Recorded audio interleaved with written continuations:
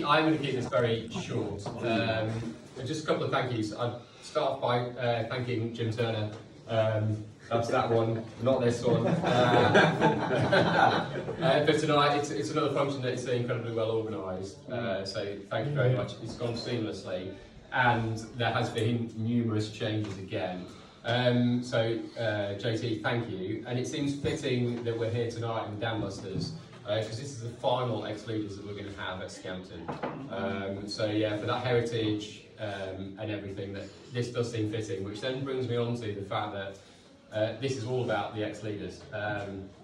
And we're here to celebrate the history of the team. And Henry, it's great to have you here tonight. To have people all the way from yourself to the brand new people that we've got with Paddy here. It just spans the whole generation of the Reds, and it is really humbling to have you here.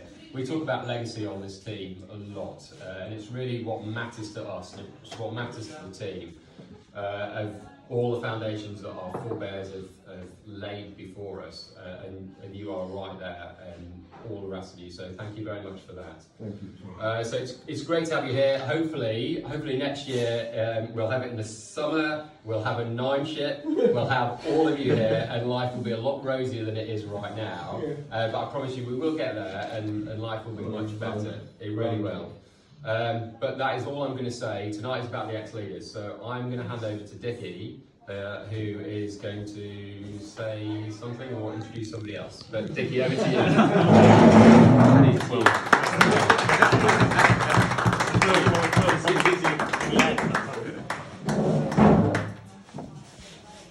Thank you.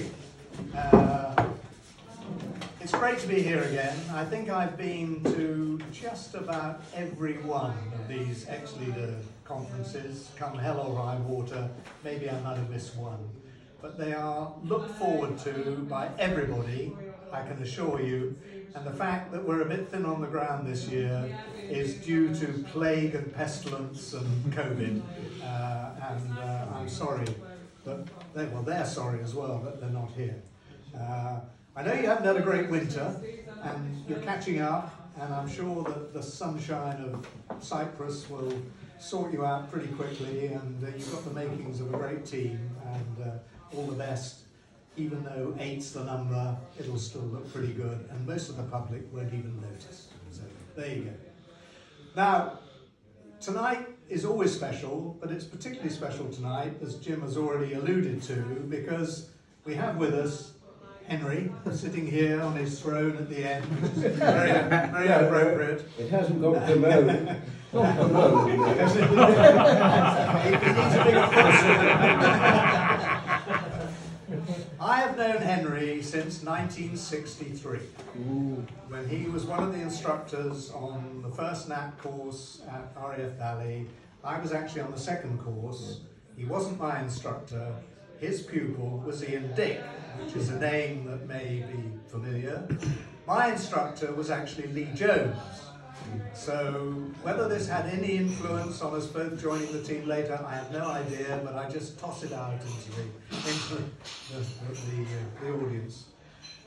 Henry was one of those people who, with Lee and others at the time, in 63 and 64, were quite determined that there was going to be a NAT RAF aerobatic team. And he, with Lee and the others, started off doing little sort of extracurricular trips with their students, doing a little bit of stolen formation aerobatics over a little airfield near a valley called Mona. And out of that came the Yellow Jacks in 64, which Henry was a member, and then, of course, the Red Arrows in 1965 with 7-ship team. Henry was on that, and of course in the following year, 66 and 67. And I remember flying with Henry on 2, possibly even 3 occasions when he was synchro lead, and thinking, boy, this is pretty damn exciting. And I think I must have let it be known, Henry, that I was slightly interested in joining the team. Yes. And my message obviously got through. Anyway, we're really privileged that you've come here tonight. Absolutely delighted. And I think you might have the odd story, perhaps, from those old days. People might think you're making them up, but I know that they're true. Over to you. Thank you.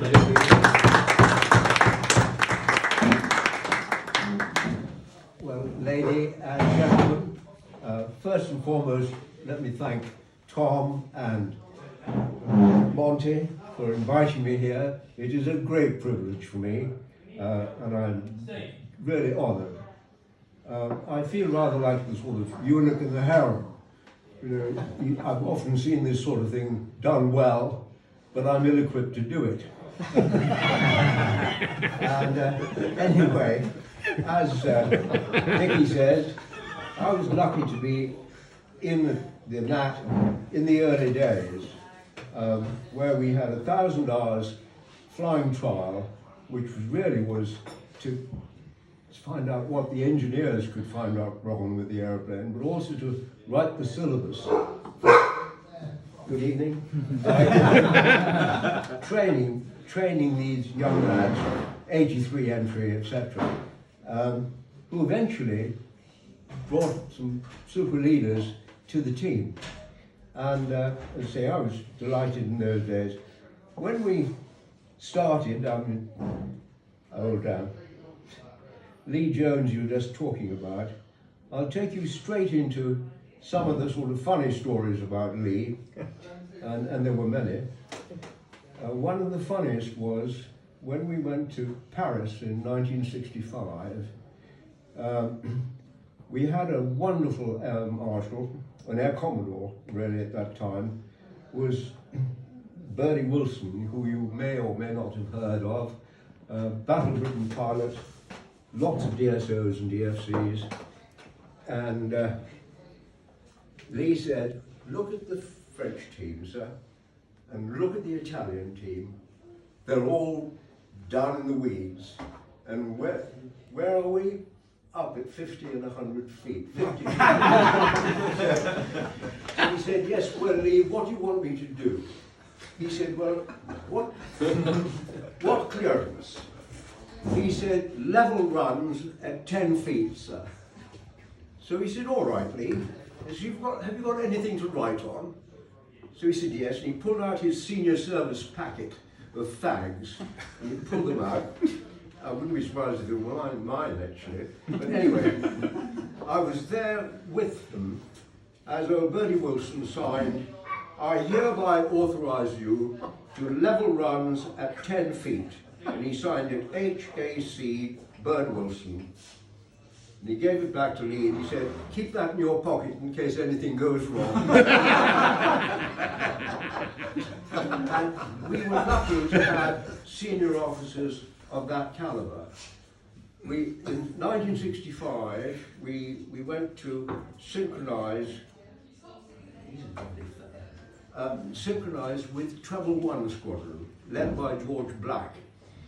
And George had been on Treble One there on Hunters, and so he knew everything there was to be known about formation aerobatics. And we synchronized with them to go to the Paris Air Show, where we formed a 7-ship behind the 9 Diamond Lightnings and arrived at Paris in a great sort of arc, with us smoking behind. We left the Lightnings to go and do their thing. Tony Doyle broke off from the Lightnings and did some threepenny bit turns with his reed on, and they all pushed off to Crail, and then we went and did our show. And we practiced it quite along this particular piece. It was the RAF contribution to the Paris Air Show, and we practiced it for quite some time. And we used to run in for our final break, and as we ran in, Lee would call, pulling up, check in. And so it took us really about 22 seconds from that pull up, check in, to the top of the loop. And there'd be 1 right, 2 right, 3 right, or and usually as 3 left called, we'd hear Lightnings 5 miles, and they were coming in at warp 4 from Crail. And on the final day, we pulled up. And as Lee called pulling up, before anybody had checked in, we heard Lightnings 5 miles. We went 1 right, 2 right, 3 right, and the Lightnings flew through our break.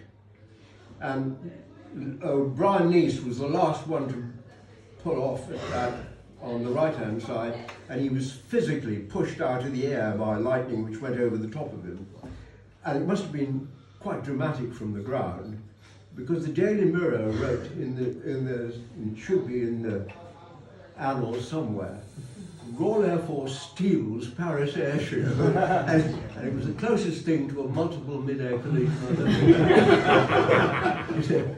But to his great credit, George Black strode across the Drummond tent and shook Lee by the hands and apologised for being early. But and that was great. But there were other funny stories. There's some rude ones which I will deny having this pretty girl on my left-hand side. But somebody said, would I tell you the origin of Jippo? And Dinger was the chap who used to come up with all sorts of funnies from time to time. He was a great mimic.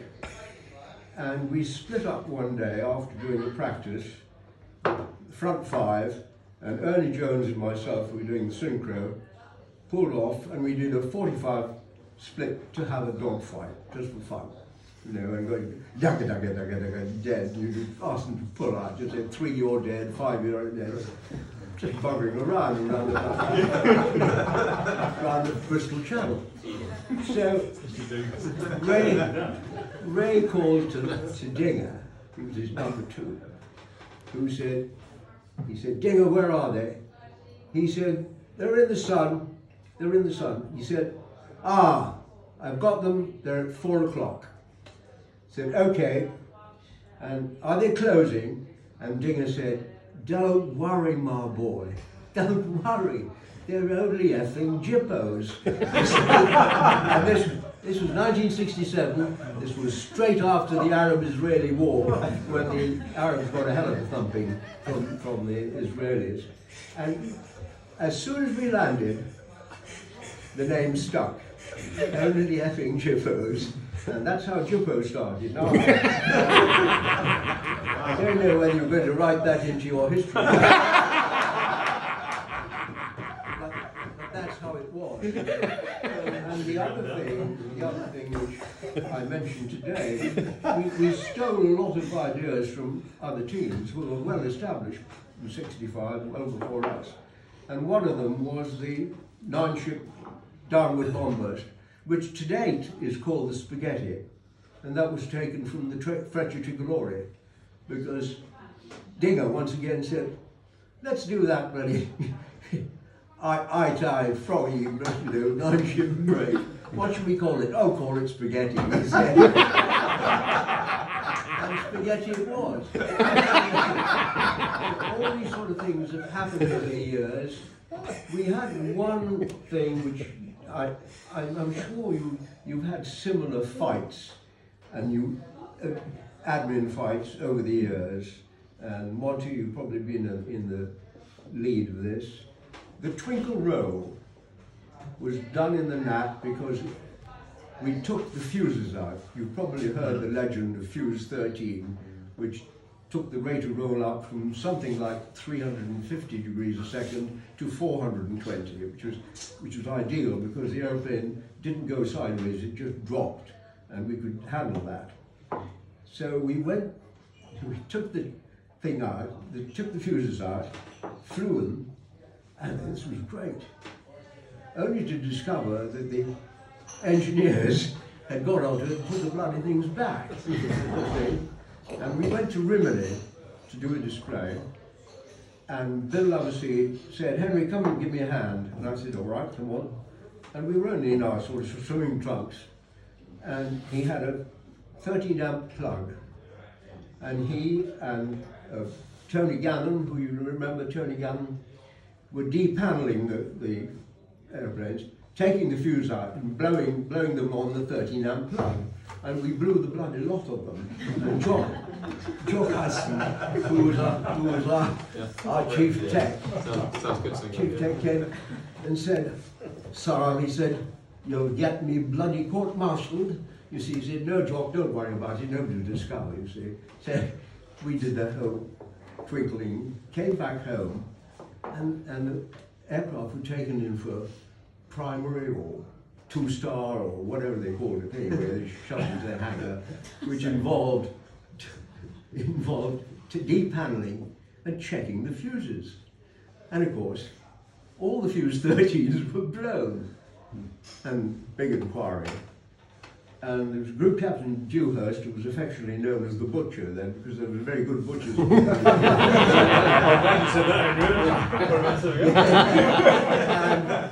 not because he was and he had us all in individually at Fairford to find out what we thought about this fuse 13. And I can only speak for myself. Most people came up with the same story. He said, "Henry, did you fly an aeroplane fuse 13 out?" And I said, "Well, I didn't know it was out, sir." You know, he said that, you know, he said, "You must have known when you were manoeuvring the aeroplane that it was going fast." And I said, "Yes, I was very grateful for it." Very nice. He said, "Did you ask for that to be fixed?" "No, because it's against all sorts of regulations that he gave me." "No, sir. Don't know how it happened." "How do you think it happened?" I said, "Well, I don't know. They keep fetching the bloody thing in and out. It must have broken, you know." And he sort of harumphed and let me go, and he got the same answer from everybody, how mysteriously this fuse 13 had disappeared. And eventually we got clearance from Boscombe Down, who said we weren't going to use the aeroplane irresponsibly. And that's how we flew the, you know, with fuse 13. Actually blew it out ourselves, and then went to Boscombe Down, and you know, they're great stick force per G men. You know, everything's mechanical at Boscombe Down. You know, if it can't be done, it won't be done, and we got it done. And we've stayed without the fuse 13 for the rest of the NAP period, really. And it was the only thing that allowed them to do the twinkle. So there's lots of other stories. There was one I could tell you with at Rimini. When we blew the fuses, this very smooth Italian, you know, Armani suit and glasses and the whole lot, came up to me, and he was on the organising committee. He came up to me and he said, you do a practice here, Rimini." We said, no, we're not doing a practice, we do the show." "Oh no, you must do a practice. So how will you get the crowd here?" So he said, "Oh, I don't really know. What do you want us to do?" He said, "I would like you to fly up and down at the main street." She said, "What?" "Up and down at the main street." So I don't know if you've been to Rimini, you probably have. There's a sort of marine drive with a big fountain at one end. So we pulled up over the fountain, we did a bomb burst, and there was a call, free for all, and down we went. And we went down the main drag, and I've got a picture. I must bring it in. I'll give it to you for your album, taken by Tony Gannon, of my aircraft alongside a pedal boat. And the Italians loved it. We got a tremendous crowd at Rimini. And the next year at Rimini, they expected the same. And Ray was leading that year, and Dinger number 2, and not Tim. No, it was 67 actually. It was Ernie Jones and myself, a synchro. And Ray said, "I'm going off to the airfield to get a feel for the points out." And somebody said, "Dinger, you go and hang on to him, otherwise he'll tighten it all up, and we won't be able to cope with it, you know." So Ernie said, "Well, we'll come and do the synchro at the same time. We'll get a feel for that." So we went as a 4-ship, and we did our bit, and Ray called fan brake, way out, fan brake, every man for himself, and we went down, and just hit the deck. And there's a picture, and again, that should be in the squadron albums. There's a picture of a gnat going through the VIP area at Rimini with about 4 Cinzano umbrellas above it, which had been sucked out of the ground by Ray. The end of the story wasn't there. We pulled up, and as we pulled up, obvious old Ray had lost his radio. And so Dinger came up alongside of him and he was went, he said, all right. Dinger said, boss has lost his radio, we'll just go back as a four-ship and do a normal break and landing. So we went back. And I came into the slot behind him, and there was this great big gash in the alternator housing.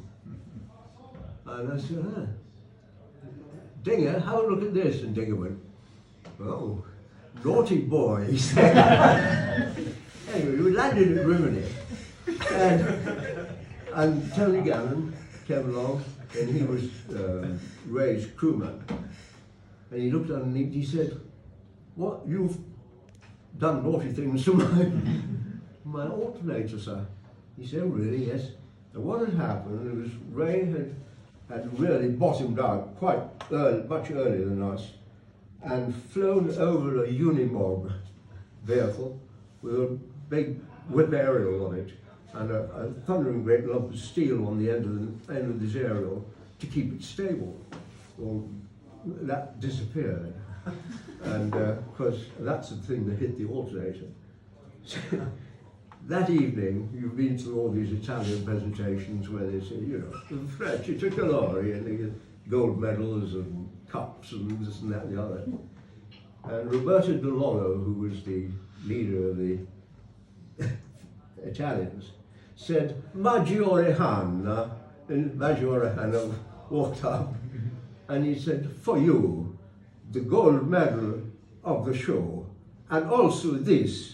And he picked up this piece of wood, which was beautifully varnished, with the top of this aerial on it. And if you ever go to Ray's home, if you ever have been to Ray's home, he had a lovely library, and in the middle of this library, on the shelf of books, is this aerial that he knocked off.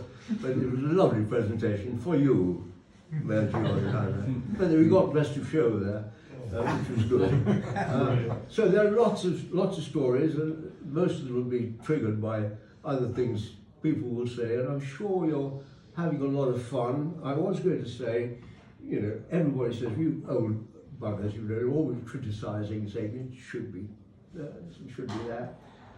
I myself am not only delighted that the team has gone on for so long, because I don't know how many of you realise that the team was disbanded at the end of '65. Disbanded completely, you know, because Lee Jones had a punch up with the CNC. Not physically, but you know, he flew. We did a show for a dinner night at Shinfield Park, which was headquarters training command then. And the only way you could get a decent show and a decent bit of synchro was flying over Reading. You know, so all the ladies where they're washing out, you know, got red and blue on their washing. People complained about the noise and the smoke and this and that. And of course Lee was had up in front of the CNC, and he said to the CNC virtually, if you haven't done it, don't criticise me, because there's no other bloody way I could have done it. And you were all sipping your sherries on the front steps of the mess. He said, and that's the only way I could show you the show. So that's it. And old Paddy Dunn was furious, absolutely incandescent. And from that moment on, he was determined to get rid of Lee. And so that was it. End of the '65 season, they said, right, where do you want to go? Where do you want to go with it? And they said, where do you want to go? I said, well, something fast, Jeff, for God's sake, you don't send me back to bloody training. So they sent me to Chibnall on staff there. That was fine. Bill Loveseed went to 208 Squadron. Pete Hay went out to fly Lightnings in Saudi. What else? Brian Lease went off to fly helicopters. and that left Ray at CFS on the staff, and Dick Storer, the manager, who went to Chipmunks. And I was at Chivner, one evening, having just landed, just walked back into the crew room, and the phone rang. And it was a chap called Red Bartlett. I don't know how many people have heard of Red Bartlett. Group Captain Red Bartlett recently died, actually, unfortunately, DSO. I knew him out in Aden, and he was on the other end of the river. I was called to the CO's office, and he said, "Come in, Prince." I said, "Yeah." I thought, "What the bloody hell have I done now?" And he walked in, and he had one of these earphone things that you could, on a piece of cable. And he held on to the earphone and gave me the phone. And Red Barton said, "Hello, Henry." And I said, "Hello, sir." And he was Sasso, Fighter Command. And he said, "I've just been asked by the Sasso Training Command if you would like to go back, to ask you if you'd like to go back to the team." So I said, "Yes, sir." And I said, "In what capacity?" He said, "Go back as the deputy leader." I said, "Right, okay." And "That's fine. When can I go, sir?" He said, "As soon as you want to."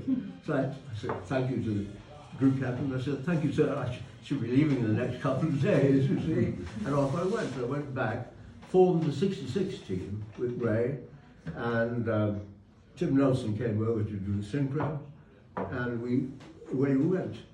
But there was that break, and the only thing that saved us was public opinion. The fact that we'd won the Britannia Trophy that year and had been lauded at various venues as being a very, very good team. And poor old Lee was banking on that. He was banking on the reputation holding him in the job, but you can't fight, flight lieutenant to Air Marshal that he was. He was a funny chap, Paddy Dunn. He didn't like the name Yellow Jack. He said, "I will not have them called Yellow Jacks. It's a slang word for yellow fever. Australian slang word for yellow fever. So it's got to be something else." So he insisted as soon as possible to get people into red suits once we were reformed. But they reformed Ray because Ray had led the team up with Strubby, so he knew what he was doing. And he was a superb leader. Following Lee, you couldn't have asked for better. And they've gone from strength to strength then. And I'm delighted to see the team in the shape it is now. I keep saying, you've taken the team to, who was I talking to? I was talking to Jim, that's right. Saying the station keeping on the Hawks in the last few years has been absolutely immaculate. Absolutely immaculate. The show, in my opinion, is too big and too long, and we old buggers will always say that. But we actually did quite a tight show, and as I said to people, you will go to new heights and you will reach new horizons if you don't pull a bit more G. Anyway, I'd like everybody to stand and drink the health of and the prosperity of the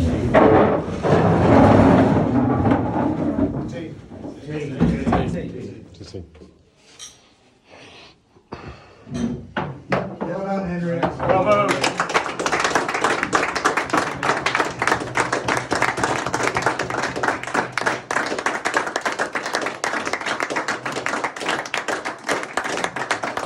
Thank you very much.